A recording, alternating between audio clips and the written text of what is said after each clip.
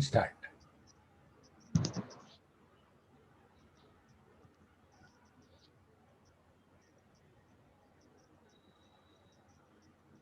Yes, sir. मतलब complications arise due to the consumption of incompatible foods should be treated in the following ways. Eliminate the vitiated doshas with emesis, purgation and other Shodhan therapies. उससे जो विटिएटेड दोषास है वो expel out हो जाएंगे, तो हमें वमन विरेचन आदि क्रियाओं से उसको ट्रीट करना चाहिए. Treat the complications by administrating the drugs having opposite qualities. उससे जो opposite quality की हो वो ड्रग हमें देनी चाहिए.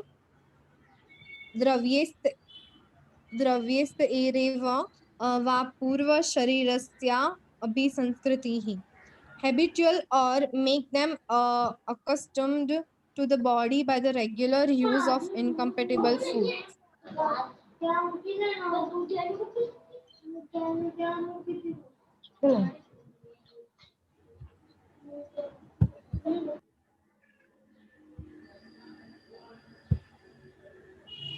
मतलब हम इसको ट्रीट ऐसे भी कर सकते हैं कि वो जो विरुद्ध आहार है उसको हम हैबिचुअल बना लें, तो जिससे वो पहले पहले हमारी बॉडी को जो इफेक्ट्स होगी उसकी वो करेगा, मतलब लेकिन फिर हैबिचुअल होने के बाद जो वो मतलब टिश्यूज को जो विरुद्ध उस हो रहा है वो सब नहीं करेगा. तो और अब है कि किन किन लोगों को इनकी इफेक्ट मतलब विरुद्ध आहार की नहीं दिखती, तो व्यायाम, स्निग्ध, दीप्त अग्नि, वयस्थ, बलशाली नाम विरुद्ध अपि न पीडायै, सात्म्य अल्पम च भोजनम.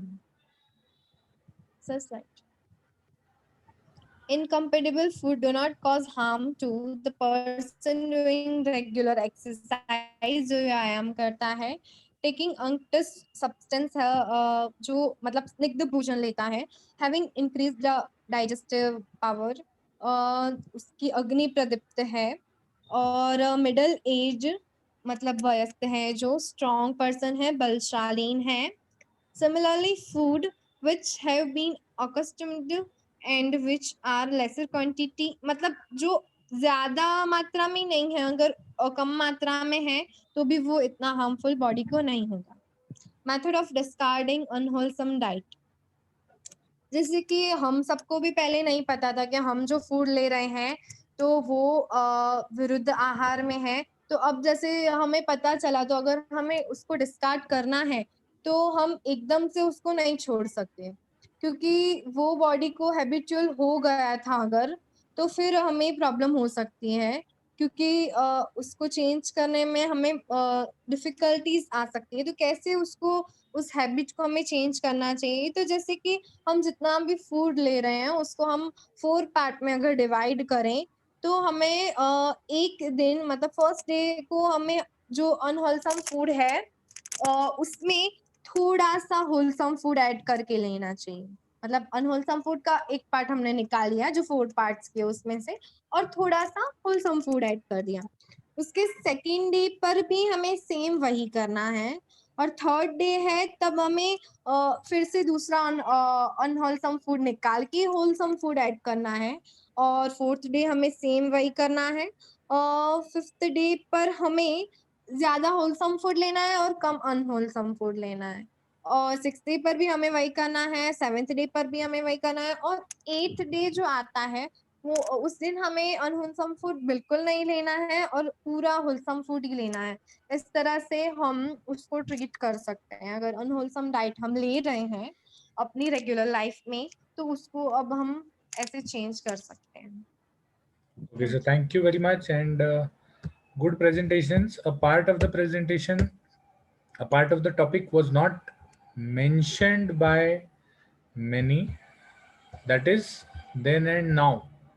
तो नाउ वाला जो एस्पेक्ट है वो अभी भी थोड़ा सा कम अटेंडेड है इस पूरे प्रेजेंटेशन में. जैसे ये स्लाइड जो देखिए, king should make arrangements for the residence of royal, इसमें एक लिखा है योग और क्षेमा are in control of the king and the duties of the king. तो आज की तारीख में who is controlling yoga and kshema of the population? The government is controlling. How it is controlling? It is because government is the king, हमने ही king बनाया उसको। तो ये अलग बात है कि वो ये है सेवक है, लेकिन वैसे तो राजा है। तो food safety authority of India, FSSAI, is the thing which controls the food. It brings out all the rules and regulations of food safety और how food should be prepared, expiry date, हर चीज। अभी recent change जो है कि मिठाइयों पर भी expiry date आना चाहिए, कितने भी छोटे दुकान से मिठाई आई तब भी। तो उसका इन लोगों ने क्या किया है कि मिठाई बांध के देते हैं, बॉक्स पे ही प्रिंट करके देते हैं कि 24 घंटे में खा लो। So that is a type of anna raksha which is done. अब इस स्लाइड में देखिए ओदन के पॉइजनस राइस के उन्होंने बहुत सारे लक्षण बताए हैं। तो उस टाइम पे कैसा था कि there were very less number of विश विच वाज नोन। ज्यादा करके कौन सा? तुथ, मतलब कॉपर सल्फेट वाज द विश विच वाज नोन। तो इसीलिए हर जगह पर मयूरकंठ तुल्य ऊष्मा या मयूरकंठ तुल्य फ्यूम्स ये सब बताया गया है, because copper sulphate emits a greenish blue flame when expose to fire. तो सबसे ज्यादा विश राजा को कैसे दिया जाता था? कॉपर सल्फेट कैसे इमिट करता है, हमने केमिस्ट्री लैब में देखा हुआ था। आर्सेनिक और copper sulphate both emit bluish green fumes. तो this was the main vish which was given there. उसके बाद ये एक हाँ, ये एक स्लाइड था कलर ऑफ पॉइजन फूड। आज की तारीख में आदमी ने इतनी प्रगति की है कि सच वाला दूध और झूठ वाला दूध कुछ भी समझ में नहीं आता। मतलब पीपल मेक दूध फ्रॉम ये वनस्पति घी और आपका जो क्या मतलब कपड़े धोने का पाउडर, उससे दूध बना देते हैं। तो ये सब चीजें आज की तारीख में उतनी ये नहीं रहती। The most common thing which is there is milk and milk products and honey. Honey भी आजकल जो आता है वो इनवर्ट सिरप आता है। इनवर्ट सिरप मतलब there are very few companies who are actually supplying good quality of honey. Most of the honey is invert syrup. Invert syrup मतलब शुगर का पाक करते हैं और उसको एक केमिकल प्रोसेस से ये कर देते हैं, वो हनी जैसा लगता है, थोड़ा सा ज्यादा मीठा लगता है। Even oils also have a lot of, right now poisoning is not an issue. The issue is mixing. The issue is having um, wrong or bad items to make the particular product and sell it in the market. तो भले इस पे FSSAI की कितने भी regulations हैं, we should always advise for ourselves and the patient to take good quality mutton also now days. Mutton जो अभी आने लगा है, मतलब थोड़ा थोड़ा अभी तक तो नहीं आया, उतना पॉपुलर नहीं हुआ है, but mutton is now it will be made in the labs by biotechnology. तो that is also one thing which is coming up. ये ऊपर वाले दो देख लीजिए, अनराइप फ्रूट्स और ripen fruits. What fruits we take, बाजार में से आके घर पे रखेंगे तो एक दिन में राइप हो जाते हैं। So they are immersed in carbon tetrachloride. Carbon tetrachloride is a chemical in which the fruit specifically mature or ripen very quickly. मतलब अगर मैं कल केले लेके आया तो कितने भी हरे हो 3 दिन में वो खराब हो जाते हैं। तो these types of poisons we are introducing in our body. Flowers, hard substances, soft substances, इनका आज की तारीख में इतना ये नहीं है। Features of the person administering the poison, आजकल कोई फीचर्स नहीं दिखते, लोग तो छाती ठोक के पॉइजन बेचते रहते हैं। उसके बाद टेस्टिंग ऑफ पॉइजन फूड में ज़्यादा नहीं है, ये भी आजकल ज़्यादा यूज़ नहीं होता। उस टाइम पे उतने टेस्ट नहीं थे, इसलिए ये सब यूज़ करते थे वो लोग उनके यहाँ ये सब। इसीलिए राजा के पैलेस में they used to have all sorts of different birds, different ये. That is because they have to test poison. Right now we have various chemical reactions. Chemical reaction करने के लिए किट्स, मतलब मिल्क टेस्टर किट आता है, water tester kit आता है, तो that we can use for seeing whether the food is poisoned or not. कंडू वगैरह ये भी, ये हेमल ने अच्छा बताया था कि कंडू वगैरह ये सब अगर हम हाथ लगाते हैं तो सबसे first thing it will damage our skin. The next thing is जब आमाशय में चला जाता है, कहाँ गया आमाशय, आमाशय यहाँ है, तो this is the effect of poison inside the amashaya. Word to word आपको सेम देखने को मिलता है, word to word even today. अगर भरोसा नहीं आता तो आधा लीटर बेगॉन स्प्रे ले लो और पी के देखो, वर्ड टू वर्ड सेम नजर आएगा. ठीक है. उसके बाद ट्रीटमेंट.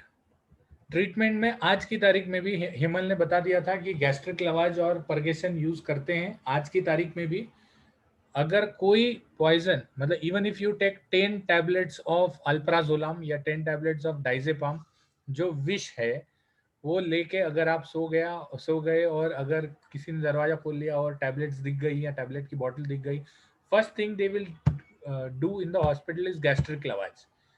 जितना निकाल सकते हैं उतना निकाल देंगे, जितना निकाल सकते हैं उतना निकाल देंगे. उसके बाद ये जो आप देखेंगे हरिद्रा है, तंडुलिया मूल है, कुक्कुट अंड है, what the benefit of all these is, निष्पाव है, the benefit of all these is that these have a very nice outer fiber coating. तो जैसे ये शरीर में चला जाएगा, the inner lining of the digestive system is coated by that fiber. The soluble fiber जो है वो अलग हो जाता है और वो डाइजेस्टिव सिस्टम को कोट करने लगता है ताकि विष का इफेक्ट जो है वो कम हो जाए. यहाँ पर गुड़ भी बताया है, gur is nothing but glucose. तो to ensure that glucose supply is there in the body, ये दिया गया है. रुद्र विशोधन में हेम चूर्ण का हेमल ने बहुत अच्छा ये किया. आई रिकॉल हेम चूर्ण मतलब स्वर्ण भस्म.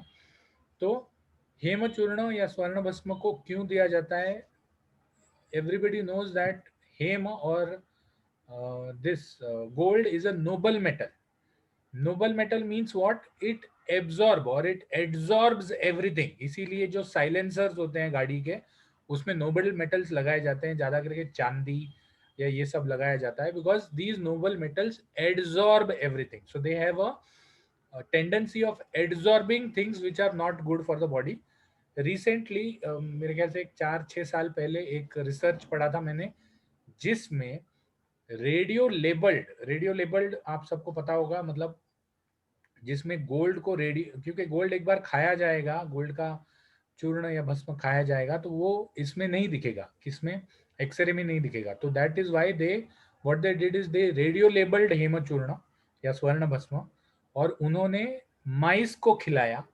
And they found out the exact amount of Swarna Bhasma which was taken inside was excreted outside of the body because it was radio labeled the this.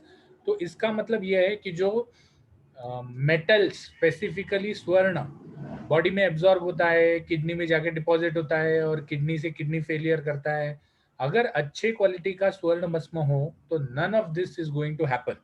That is what they wanted to prove. But at the same time they also proved that swarna bhasma जो है, ये स्वर्ण भस्म body में अच्छी तरह से absorption करके टॉक्सिन रिमूवल का काम करता है, क्योंकि वो एब्जॉर्ब होता ही नहीं है बॉडी में, it remains in the gastrointestinal tract only. तो अच्छी तरह से टॉक्सिन रिमूवल का काम करता है. सो दैट इज वाई स्वर्ण भस्म वाज यूज्ड देन. आज की तारीख में स्वर्ण भस्म यूज नहीं कर सकते. The reason, good quality swarna bhasma availability and second is the price. तो प्राइस से why there are various aspects because of which research in Ayurveda is being held up is because one is the price. उसके बाद wrong combinations भी बहुत अच्छी तरह से बताए हैं. कुछ कॉम्बिनेशंस हमको ध्यान रखने हैं, जैसे दूध और मछली. दूध मछली ये जो चीज है, this is a wrong combination. So very common in दूध मछली का combination, very common in Bengalis, bongs. Bengalis में दूध और मछली का कॉम्बिनेशन, मतलब दही और मछली एक साथ मैरिनेट कर देते हैं वो। तो if you see in India the largest number of cancer patients are Bengalis. So that is one combination. The other combination is all fruits and milks. Milkshake is something which we will order when we go to a hotel. So milkshake is something which we have to. The reason because फल जब रखे जाते हैं तो वो सार हो जाते हैं, और मिल्क इज अ मधुर रस मधुर विपाकी आइटम. तो दिस सार अगर आप दूध में फल डाल के बाहर रखोगे, शरीर के बाहर किसी पात्र में, तो दूध खराब हो जाता है. तो सिमिलरली जैसे शरीर में अंदर डाले जाएंगे तो वो दूध खराब हो जाएगा. बाकी ये चैनल्स वैनल्स ये सब हैं, लेकिन this is some of the practical examples which I want to give. Honey is something which has not to be taken in a boiled or a heated form. What we do right now is, वजन कम करना है तो गर्म पानी के साथ शहद और नींबू ले लो. That is a wrong combination.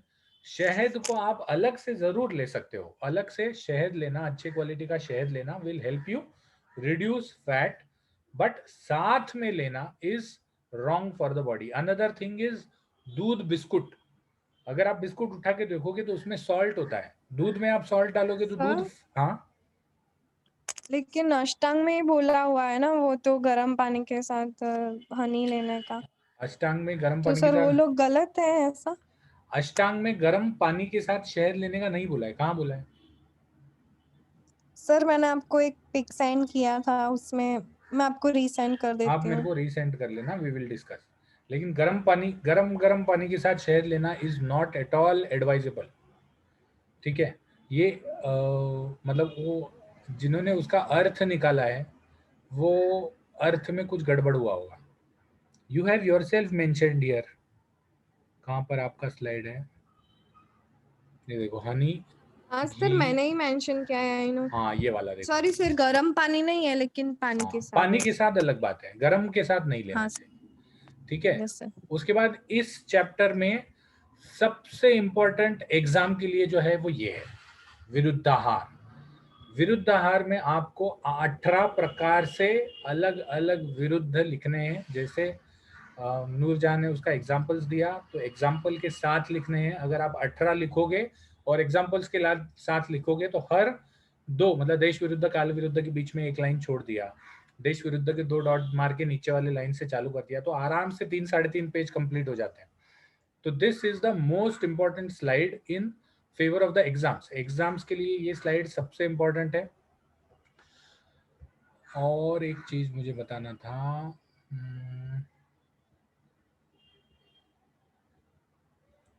हाँ, method of discarding unwholesome diet. तो अनहोलसम डाइट, हाँ, यहाँ मुझे एक चीज ये बताना था कि होलसम और अनहोलसम जैसे अपना हैबिट होता है. गो टू, एक मिनट, आवाज आ रहा है? Yes sir. मेरा हिल गया. आवाज आ रहा है? हाँ सर आ रहा है. ओके. तो go to the Guinness Book of World Records. एक आदमी है जिसने पूरा का पूरा एरोप्लेन 214 दिन में खा लिया. पूरा का पूरा एरोप्लेन उसने 214 दिन में खा लिया. मतलब उसमें प्लास्टिक पार्ट्स होंगे, मेटल पार्ट्स होंगे, रबर पार्ट्स होंगे, सब पार्ट्स उसने 214 दिन में खा लिए. तो your body can tolerate anything if it is accustomed. जब उसका, ये बहुत पहले की बात है, जब शायद मैं स्कूल या कॉलेज में पढ़ता था, तब मैंने उसका इंटरव्यू देखा था. तो उसने बोला था कि टू डू सच फीड्स, ऐसी चीजें खाने के लिए, कांच खा लेता है, एरोप्लेन में कांच भी होता है, तो कांच भी खा लिया था उसने. हम कांच खाने का सोच भी नहीं सकते, और वो चबा चबा के मस्त खाता है, तोड़ तोड़ के. उसका वीडियो भी दिखाया था उन्होंने. तो वो कहता है कि मुझे रोज आधा किलो कांच, आधा किलो नेल्स, आधा किलो प्लास्टिक खाना पड़ता है, नहीं तो मेरा ये जो कैपेसिटी है वो चला जाएगा. तो your body can tolerate anything, anything your body can tolerate, but it is, मतलब क्या वो आदमी ज्यादा दिन तक जिंदा रह सकता है? अभी वो आदमी जिंदा है या नहीं है मुझे पता नहीं, ये तो 15 साल पहले की बात बता रहा हूँ. तो 15-20 साल ज्यादा होगा, 20-25 साल पहले की बात बता रहा हूँ. तो your body can tolerate anything if it is accustomed to that diet. मैं आज जाके इटालियन डिश फर्स्ट टाइम खाऊंगा तो शायद मुझे जुलाब हो जाएंगे, लेकिन अगर इटाली में ही रहता हूं तो मुझे जुलाब नहीं होंगे, because I am accustom to that diet. तो यहाँ पर जो उन्होंने बताया है, ये अच्छी चीजें लेना और बुरी चीजें छोड़ना, this is not only a part of discarding unwholesome diet, this is a way of taking in other diet which is wholesome. तो अच्छी चीजों को लेने के लिए, अच्छी चीजें आप लेंगे तो भी तकलीफ हो जाएगी अगर आप बुरी चीजों के आदी हो तो. And this is the reason why we have been unable to lose or leave some addictions. तो एडिक्शंस के लिए भी ये उतना ही ये होता है, जैसे किसी को अल्कोहल एडिक्शन है, किसी को गुटखा, टोबैको, पान, इसका एडिक्शन है. तो this is how we have to advise him to leave diet or leave the addiction. तो ये तो अष्टांग हृदय ने बताया है. अष्टांग संग्रह ने जो बताया है वो इस प्रकार से है कि उन्होंने अलग अलग दिन बता दिए. ये 8 दिन में उन्होंने खत्म कर दिया. उन्होंने तो ज्यादा दिन बताए हैं और उन्होंने बोला है कि अनहोलसम डाइट जो है वो 3-4, 3-2, 3-3-2, 1-2, 2-2, 1-0, 3-3-0 इस प्रकार से छोड़ने को बताया है. और चरक ने क्या बताया है? चरक ने बताया कि हर हफ्ते एक पाद को छोड़ो, मतलब every week leave one part of unwholesome diet and take wholesome diet. तो ये अलग अलग ग्रंथकारों के अलग अलग व्यूज हैं. हाँ, बेसिस इसमें यही है कि एक साथ आपने होलसम डाइट चालू नहीं करना चाहिए और हैबिचुएटेड डाइट छोड़ना नहीं चाहिए, और अनहैबिचुएटेड डाइट एक साथ चालू नहीं करना चाहिए. मतलब कल तक तो मैं पान खाता था, आज से मैंने बंद कर दिया, तो this will cause a lot of distress to the body, because your body is habituated. And unwholesome diet में हैबिचुएटेड होना भी, because your body has the capacity, भले उससे नुकसान हो जाएगा, भले उससे तकलीफ हो जाएगी, लेकिन your body has the capacity to digest that unwholesome diet which may not have the capacity of digesting the wholesome diet. तो इसीलिए धीरे धीरे से मेरी जिंदगी में आना, ये वाला फंडा वहां यूज होना चाहिए कि होलसम डाइट और अनहोलसम डाइट या एडिक्शंस और नॉन एडिक्शंस में धीरे धीरे धीरे धीरे छोड़ना चाहिए. So this was a very nice presentation. The next part will be taken next time, and I hope I have explained how and why. ये सभी चीजें जो हैं ये बहुत बोरिंग लगती हैं, सभी चीजें जो हैं वो बहुत मतलब अनरियलिस्टिक लगती हैं, but these were the things which they used to follow. The principles are still followed even in today's life. The methods have changed, but the principles have not changed. So these were the things which they used to follow. I hope I have been able to explain the reasons for which, and incompatible foods is something which you should take. इसके लिए ये जो slide है जो नूरजहां ने बताया था, this is a very nice slide. Specially McDonald's में जाते हैं तो हम फ्रेंच फ्राइज खाते ही हैं. आज की तारीख में जितने भी ग्रेन्स होते हैं या जितने भी फ्रूट्स होते हैं, they come with loaded chemicals. Milk shakes are something which we have been using time and again. Stress जब है तब खाना नहीं खाना चाहिए, जब भूख लगती है तब खाना चाहिए. भूख नहीं है तो you don't need a 4 meal diet in your day.